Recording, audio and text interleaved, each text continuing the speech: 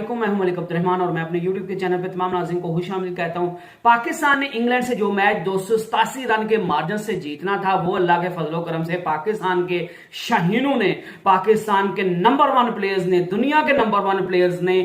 93 run से वो match जो है वो हार गया और जिल्लत अमेज जो है वो शिकस्त पाकिस्तान टीम को नसीब हुई है, मिली है। और पूरी दुनिया जो है वो पाकिस्तान टीम पर थू थू कर रही है, इनकी क्रिकेट पर थू थू कर रही है, इनकी इंटेंट पर थू थू कर रही है, इनकी जो है वो अप्रोच पर थू थू कर रही है। बाबर आजम की कप्तानी को जो है वो क्रिटिसाइज किया जा रहा है और ना पाकिस्तान की बॉलिंग चली, ना पाकिस्तान की फील्डिंग चली, ना पाकिस्तान की जो है वो फास्ट बॉलिंग चली, जो दुनिया की जो कहते हैं कि हम दुनिया के नंबर 1 बॉलर है, हमारा जो पेस अटैक है इसका सामना करना किसी भी टीम का जो है वो उसके लिए डरावना ख्वाब साबित होगा। और वो डरावना ख्वाब जो है वो पाकिस्तानी टीम के लिए साबित हो गया उन खिलाड़ियों को खिलाकर। और बाबर आजम अब तक जो है वो अपनी जिद हटदर्मी पर कायम है। उनने इंग्लैंड के खिलाफ भी डू और डाई मैच में भी बाबर आजम ने अबरार अहमद को खिलाने की कोशिश नहीं की। हसन अली जो कि हारिस रऊफ से कई गुना अच्छी बॉलिंग कर रहा है, पहले तो हसन और अली को जो है वो जिस तरह लाया गया वो गलत था, फिर हसन अली ने जो है वो हारिस रऊफ से तो कई गुना अच्छी बॉलिंग की, लेकिन बाबर आजम ने अपनी दोस्ती की वजह से हारिस रऊफ को फिर मैच में खिला लिया और हसन अली को जो है वो कल के मैच में रेस्ट दे दी गई। शादाब खान पता नहीं कौन सी ऐसी उसकी परफॉर्मेंस है कि जिसकी बिना पर बाबर आजम को वो परफॉर्मेंस नजर आती है, लेकिन उसके बाबर आजम के अलावा पूरी दुनिया को जो है वो शादाब खान की परफॉर्मेंस नजर नहीं आ रही। और उनने कल फिर अबरार अहमद पर जो है वो शादाब खान को प्रेफरेंस दी और उनको जो है वो खिलाया और उसका नतीजा उनको मिल गया। पाकिस्तान जिस तरह 93 रन से जो है वो शिकस्त मिली है, तो अब जो है वो इस शिकस्त के बाद पाकिस्तान की टीम में जो है वो पहले इख्तलाफात काफी ज्यादा थे, लेकिन इस जो हार है इसके बाद पाकिस्तान की टीम में शदीद जो है वो फूट पड़ चुकी है। बाबर आजम की बादशाह जो है वो बिल्कुल खतरे में पड़ी हुई है और सुनने में तो यही आ रहा है जराये के मुताबिक कि पीसीबी ने यह फैसला भी कर लिया कि बाबर आजम को जो है वो कप्तानी से हटाया जाएगा। टेस्ट के लिए जो है वो सरफराज अहमद का जो है वो नाम सुनने में आ रहा है और यह भी सुनने में आ रहा है कि T20 का अलग से कप्तान होगा, ओडीआई का अलग से कप्तान होगा और टेस्ट का अलग से कप्तान होगा। और ओडीआई और T20 के लिए इमाद वसीम और शाहीन शाह अफरीदी जो है वो फेवरेट कंटेंडर हैं और इनके लिए जो है वो पीछे से लॉबी भी हो रही है। लाहौर कलंदर वाले, शाहिद अफरीदी वाले और कराची किंग्स वाले, कराची का जो ग्रुप है वो भी बहुत बड़ा है, तो वो इमाद वसीम के लिए लॉबी कर रहा है। तो ये दोनों खिलाड़ी जो है वो इनमें से जो भी कप्तान बन जाए वो मेरे ख्याल से डिजर्विंग कप्तान होगा। और ये भी सुनने में आया कि जो है वो इमाद वसीम को T20 का कप्तान बनाया जा रहा है और शाहीन शाह अफरीदी को जो है वो ओडीआई का कप्तान बनाया जा रहा है। और टेस्ट के लिए सरफराज अहमद और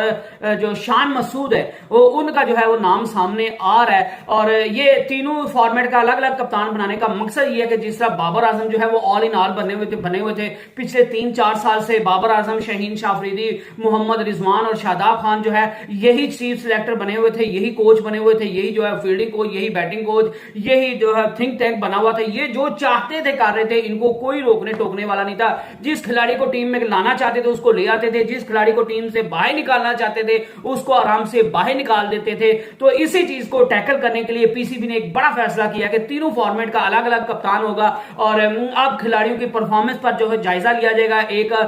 जो है वो साबका क्रिकेटर्स की कमेटी बनाई जाएगी जिसमें मोइन खान शामिल है, जिसमें शाहिद अफरीदी शामिल है, मिसबाह हक शामिल है, मोहम्मद हफीज शामिल है और इसी तरह जो है वो अजहर अली शामिल है, आकिब जावेद जो है वो शामिल है। तो इस तरह के क्रिकेटर्स उसमें शामिल है। और मोहम्मद हफीज ने पहले जो टेक्निकल कमेटी थी उससे रिजाइन कर लिया था, लेकिन एक दफा फिर मोहम्मद हफीज से जो है वो राब्ता करने का फैसला किया गया है और अब उसमें जो है वो हर चीज की मुशावरत होगी कि किन खिलाड़ियों की वजह से पाकिस्तान टीम को हार मिली, किन को बाहर निकालना है, किन को जो है वो खिलाना है, कप्तान कौन से होने चाहिए और बाबर आजम को कप्तानी से हटाना है तो उसकी जगह पे किस बंदे को कप्तान बनाना है। ये सारा उस चीज में जो है वो डिस्कस होगा। तो इसके अलावा पाकिस्तान की टीम में जो है वो कल ड्रेसिंग रूम में जो है वो बड़ी खातिर जो है वो प्रोग्रेस हुई है और बाबर आजम ने तो खुलेआम सारी टीम को कह दिया कि मैं कप्तान हूं, मैं कहीं जो है वो मेरी कप्तानी नहीं जा रही, मैं किसी सूरत कप्तानी से रिजाइन नहीं करूंगा। और उन्होंने अपना जो उनके जो चहेते उन्होंने जो अपना ग्रुप बनाया वो उनको बनाया कि आप टेंशन ना लो, कप्तान मैं ही और मैं ही कप्तान बना रहूंगा और मैंने ही कप्तानी में। वो तो ऐसे समझने कि उनकी कप्तानी में कुछ भी गलत नहीं है, वो कह रहे हैं कि ना मेरी परफॉर्मेंस खराब हुई है ना पाकिस्तान टीम की परफॉर्मेंस खराब हुई है मेरी कप्तानी की वजह से, मेरी कप्तानी में किसी भी किस्म का कोई मसला नहीं है। हाँ, पाकिस्तान की टीम हार रही है तो वो खिलाड़ियों की गलत जो है वो परफॉर्मेंस की वजह से हार रही है। लेकिन मेरी इंटेंट में मेरी जो अप्रोच है उसमें किसी भी किस्म का कोई भी मसला नहीं, और मेरी कप्तानी को भी मैं एंजॉय कर रहा हूं। मुझे जो है वो किसी सूरत में कप्तानी को छोड़ने नहीं वाला। और हाँ, अगर जो है वो पीसीबी मुझे सैक कर देता तो वो अलग बात है, लेकिन पाकिस्तान के खिलाड़ी जो है वो बाबर आजम को समझते हैं कि उनके गलत फैसलों की वजह से, उनकी गलत सिलेक्शन की वजह से, उनकी गलत जो है वो अप्रोच की वजह से पाकिस्तान यार ये मैचेस जो है वर्ल्ड कप में पाकिस्तान को इबरतनाक हार मिली है। और 3 से 4 साल में भी जब बाबर आजम को ये नहीं समझ आ रही कि उनकी कप्तानी में क्या फ्लॉज हैं, तो फिर अल्लाह ही हाफिज है, क्या कह सकते हैं। और वैसे भी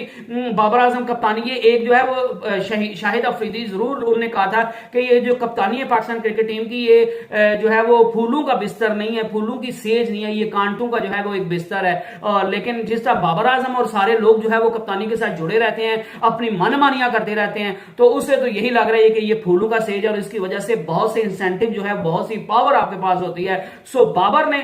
कप्तानी छोड़ने से बिल्कुल इनकार कर दिया है और उनका कहना है कि पीसीबी जो है वो अगर मुझे हटा देता तो वो अलग बात है, अगर अदरवाइज जो है वो मैं कप्तानी नहीं छोड़ूंगा। और वैसे भी पाकिस्तान टीम में कभी भी कोई जो है वो कप्तान, मेरे ख्याल से यूनुस खान आया था एक, उसने जब भी उसकी बात नहीं मानी गई या जब वो समझता था कि मैं कप्तानी की खिलाड़ी समझने कि इसको कप्तान नहीं होना चाहिए, तो वो जो है वो उसने इज्जत से रिजाइन कर देता था। अदरवाइज पाकिस्तान की हिस्ट्री में कोई ऐसा कप्तान नहीं आया जिसने जो है वो इज्जत से कप्तानी छोड़ी हो, जिसने इज्जत से किसी और चीज को, किसी और बंदे को जो है वो लीडरशिप ट्रांसफर की हो। हर बंदे को जो है वो पीसीबी ने ही हटाया। तो ये अखलाकी जुर्रत का मुजाहिरा नहीं करते और ये कप्तानी के साथ जुड़े रहते हैं। बहरहाल पीसीबी फैसला कर चुका है, अटल फैसला कर चुका है कि जो भी खिलाड़ी जिस वजह से पाकिस्तान टीम को वर्ल्ड कप में बुरी तरह शिकस्त का मुंह खाना पड़े, उन चीजों को एडमिनिस्टर किया जाएगा, उन चीजों पर काम किया जाएगा, उन खामियों पे काबू पाया जाएगा और जो भी इस लपेटे में आएगा उसको किसी सूरत जो है वो स्पेयर नहीं किया जाएगा। पाकिस्तान के कप्तान को भी जो है वो चेंज किया जाएगा और बाबर आजम को मजीद जो है वो कंटिन्यू नहीं किया जाएगा। लेकिन बाबर आजम अब भी जो है वो उसी हटदर्मी और जिद और अना जिसकी वजह से पाकिस्तान को पिछले 2-3 साल से जो है वो इबरतनाक शिकस्तें मिल रही हैं, अभी तक बाबर आजम उसी में जो है वो खामख्याली में जी रहे हैं। तो ये बाबर आजम पर कितना भारी पड़ने वाला है, कितना उनके दोस्तों पर भारी पड़ने वाला है, ये तो आने वाले वक्त में पता चलेगा। I hope you enjoyed the video. Next video तक stay blessed and stay tuned. अल्लाह हाफिज।